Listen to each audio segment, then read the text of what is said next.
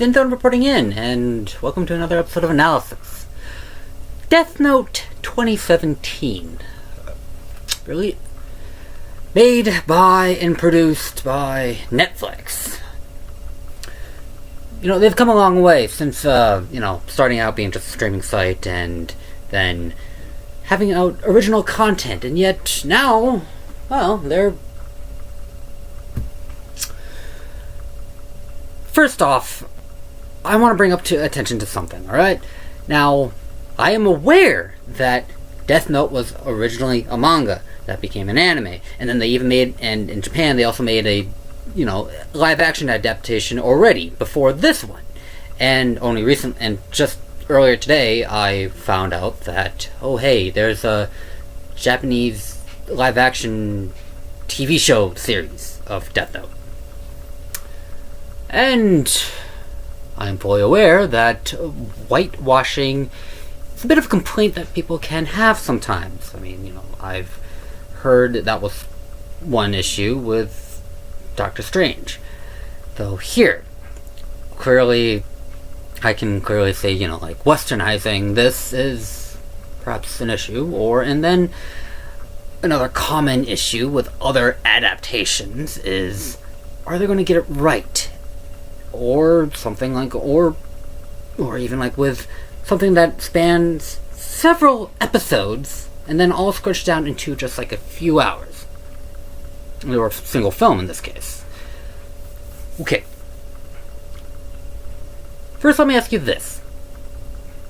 If we didn't have any prior history with a Death Note series, like if you knew nothing at all, like if the original Death Note anime that premiered 2000-ish, would there be an issue with this film? This film, I actually find entertaining. Compared to the original, there are changes, and you may actually have to say that there are that the only similarities are just only certain characters and key dynamics such as the Death Note, but the story is different. Like, for one thing, instead of Japan, we are now in Seattle, Washington, right? And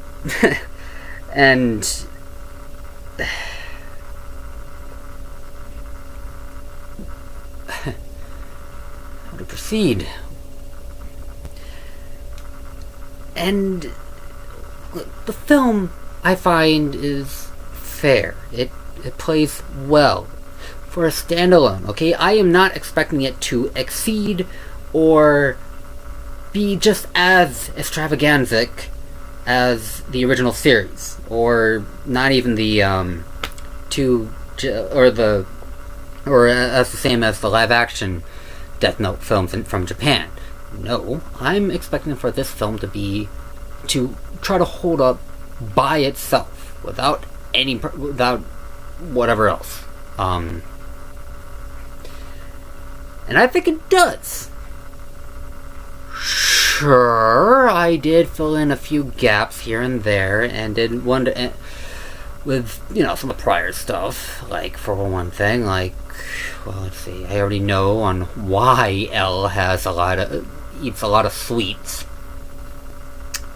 Something to do with brain activity, if I recall anything from the show. Whereas here, there's no explanation. I mean, they explain this one clear gelatin-looking kind of thing that is supposed to be, in passing, they say that it's supposed to keep L up for several hours, unnaturally. Yet they never explain the candy. So, and maybe that's the only thing that's maybe one. That's the first flaw that I can think of right off the bat. Of course, if you're going to compare, and. But I'm not really. It's not really jarring with me. I mean, there are some things in this film didn't hit me in the wrong way, or it didn't hit me saying that this film is bad. No. like, for one thing, like, okay, let's see, like, alright, they changed Misa to Mia, and, well, I don't know, like, have you ever met a woman named Misa, and in the context of it being real name? Well, that wasn't Japanese. Or a nickname. I found it a little funny, have the same color as the light. Or in this case, Light Turner. Now, what I look for when I see an adaptation, or at least something, or at least in this case, a new adaptation, is on how, like, and like on how it holds its own. Because like what I'm hoping for, what, like, right off the bat, you're gonna wonder, how are they gonna scrunch 50 episodes into a single film? Or can they? Are they expecting sequels? Some sources say that they may. Even though I can pretty much just say, in my opinion, I think they have that little ending bow tacked on just nicely. We don't need another one. If we do, I don't see why not. I'd watch it. Though the dynamic around here, like on how the story unfolds, is different. Like, for one thing, like, I don't know if the original Death Note in the show, like, had the small detail where in this film, the Death Note actually has previous names from the previous owner, and it even has like a few notes saying like a, warning about Ryuk, which actually does make sense, because, let's face it, like, if it's going to be passed on to someone else, then, well, you're going to...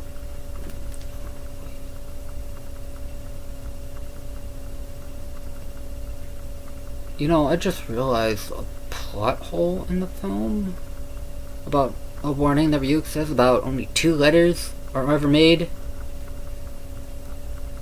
And yet, there's that warning. But that's a small detail that I actually like. Because, albeit, it's, just saying that, like, the Death Note had previous owners, unlike in the show where, Light was the very first, aside from Ryuk. And, let's see. Another factor, of course, is that... Well, reason for killing is different in this time around. Unlike in the show, where unlike in the original show and manga, where it was supposed to be because, this world is turning ugly, and I have the power, and I should do this all myself. Or what I like instead of the first live action adaptation was that Light used to have a faith in the justice system, but then it all came apart, or we see him losing faith rather than him actually being secretly dark. This time around, it's, well, sort of a vendetta. In other words, it's like some prior history in the film that we didn't get to see. Such as, like, Light, his father is a widower, and like, he still does question like a few things, such as like, how can you let known criminals walk around when we know that they are guilty, and that kind of situation. We do have that happen. Why and how? Well, I'm not going to discuss any ethics or claim to say I'm an expert or anything, but I can understand. But we all can understand that dynamic. So the motivation kind of starts out from there. I mean, even though Light does go into the situation, or, begins a movement and, gets followers, he doesn't... Well, it doesn't seem to be his true motivation to be the new god. I mean, he kind of tries to play on it, or just saying, like, in a way, it's saying that he takes on the claim of saying he's the one killing all people, even though you could say that it's hard to pinpoint him specifically, because, the Death Note, like, I don't know, like, one problem is that, like, even though we know that the Death Note, with the simplest form, would be just a heart attack or the heart stopping, rather than, but no, you have to put down, not just that, but you also have to put down everything on how they're gonna die, so there's that problem.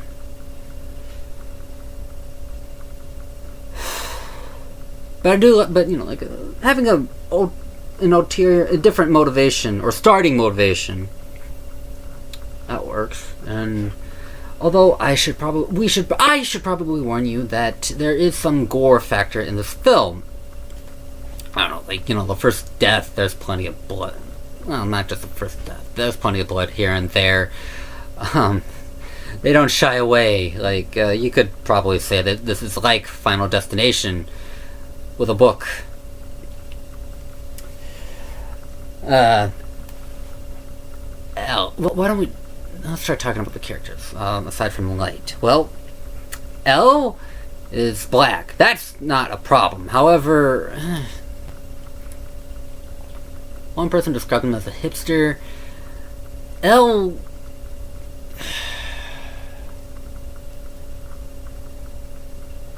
he still seems to be smart. We get sort of vague backstory on him. But at least more than I remember on the show, but then again, I haven't seen all of the show yet. It's still on my to-do list. Yet, I don't know, like, there's a few, like, some of the situations he's not too smart on? I don't know. Like, I don't know, there's a few situations where, like, that maybe L had control over, but he doesn't exactly created the situation. It's not all, like, actually, for that matter, like, this film is a little more action-oriented. Now, and it, like, everything that we watch, it gets its points across. The only, like, break that we probably get to see is just something like, the death montage and the one search for this item quest that one character goes through. I cannot say on who or what, but you will see. And even that's very short. Aside from, and so, like, everything is packed in. It's not crowded. It doesn't feel crowded on the story, but it gets everything, I believe it does use every second, most of its seconds, well used to tell the story that's going on. Light. Well, he doesn't, like, if we're to compare this Light to the original version, maybe he's not really as smart. He's not going to cram school or exceeding. So, I mean, they say he's smart, and actually, our first introduction to Light is him. He is doing other people's homework and taking money for it. Now, that's a typical thing where only some really smart people do that, for profit. So, they're doing some show, but not a lot of evidence, and, I mean, like, they say he's smart, but I'm not putting him down as just as smart as the original L. And actually, he has a little bit of, and he seems to have a better moral, like, on how I said earlier, he was not, like, fully committed to the new god idea, but aside from taking credit, he only seems dedicated to only killing those deserving, and he doesn't want to take chances or possibly kill any innocents. which is actually one way on how you can see, which actually separates this light from the original light, because the original light, well, he was in a sense psychotic because he would achieve no, like, go to any means necessary, even if he had to take out someone of the law or someone innocent just to achieve his goals, whether it's staying alive or maintaining his image, his god complex, and or his satisfying his ego.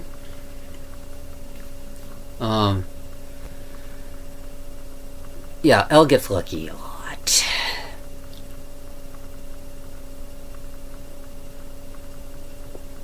Mia, as we addressed, is Misa, but Mia here. Credit for keeping the name close, so thus identifiable, just taking all of that one letter out of the name. Now, she's just a regular high school student, just like Light, this time around. It's easy to identify that she's supposed to be the Misa equivalent, but Mia is not as equivalent as you would think. I mean, she's not a J-pop star, or what do I want to say, supermodel. She's not a celebrity, she's just a regular high school student. Although I do find it interesting that she actually gets involved in the Death Note situation a lot earlier. It creates its dynamic. I think, what I have to say is that I think this is a good adaptation for what it is. They're not, unlike for example, M. Night Shyamalan's Avatar film, we are not trying to cram in several episodes all into a single film. We're not cramming in an entire season. The story had to change for its runtime. And with what we got a new story.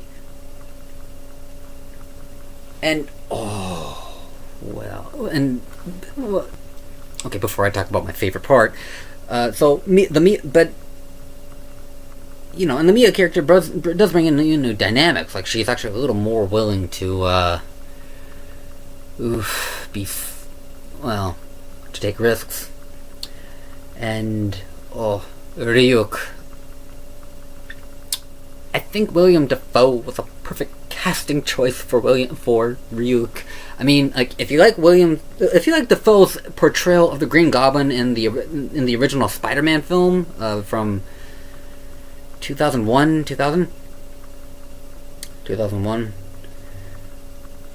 then I think he was a perfect casting choice here, because I just love that laugh that for a while I kept on while watching this film, and then before and after, or rather after, I don't know, for a while I've been just trying to cackle like that,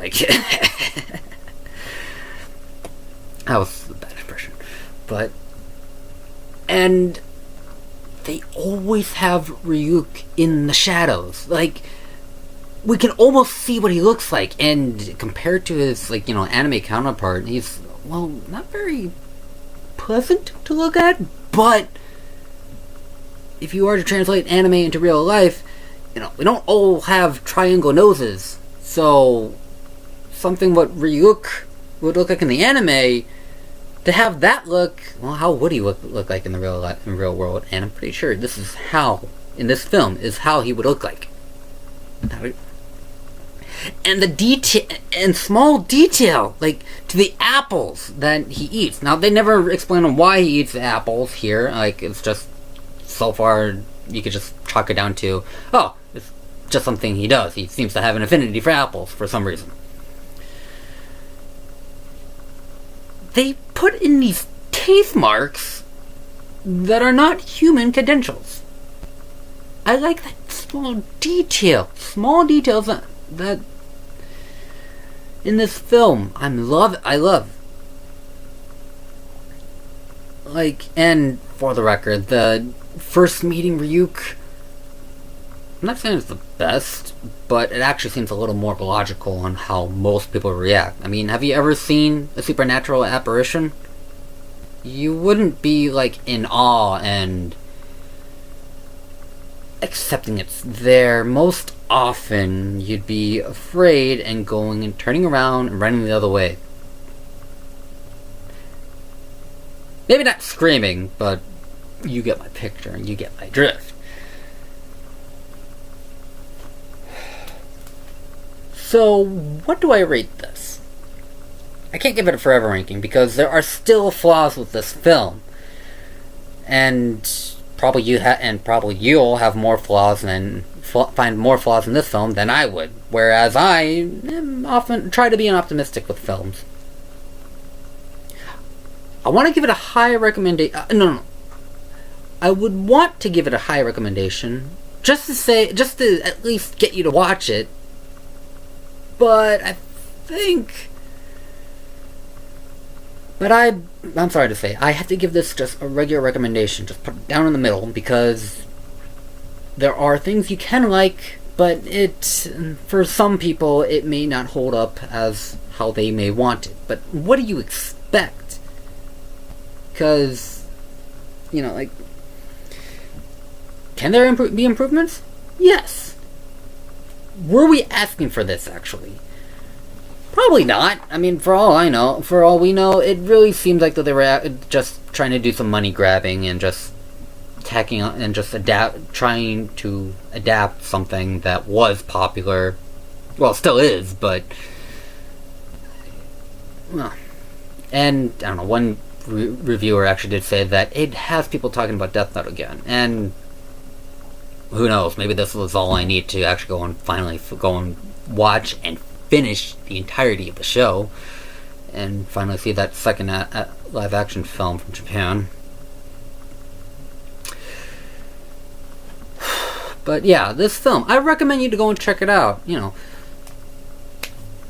It's not a bad film. It holds on its own. Perfect? No. But it's good.